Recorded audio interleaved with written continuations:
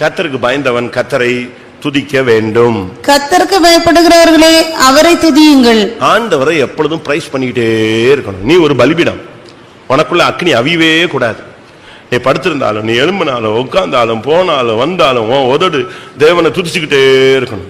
கர்த்தருக்கு நீ பயந்துருந்தேன்னா உன் வாயில ஒண்ணு அறியாமலே எது வரணும்?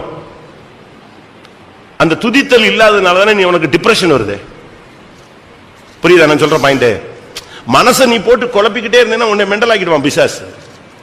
வேலை வேலை வேலை, பணம் பணம் பணம், அவன் அப்படி சொல்லிட்டான். இதை மண்டையில ஏத்தாத. என்ன செய்ய? எப்பொழுதும் என்ன செய்யுங்க?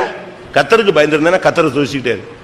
உன்னை ஏசிட்டாலும் ஸ்தோத்திரம் பண்ணு, பாதிச்சாலும் ஸ்தோத்திரம் பண்ணு, நன்மை நடந்தாலும் ஸ்தோத்திரம் பண்ணு, தீமை நடந்தாலும் ஸ்தோத்திரம் பண்ணு. கர்த்தர் கொடுத்தார், கர்த்தர் கொடுத்தார், கர்த்தர் எடுத்தார், கர்த்தருடைய நாமத்துக்கு ஸ்தோத்திரம் பண்ணிட்டே இரு. எப்போனாலும் உங்களுடைய வாயில கர்த்தருக்கு பயந்த மனுஷனுக்கு என்ன நடந்தாலும் பாசிட்டிவோ நெகட்டிவோ அவன் வாயில எது வந்துகிட்டே இருக்கும்? ஸ்தோத்திரம் பண்ணிட்டே இருப்பான்.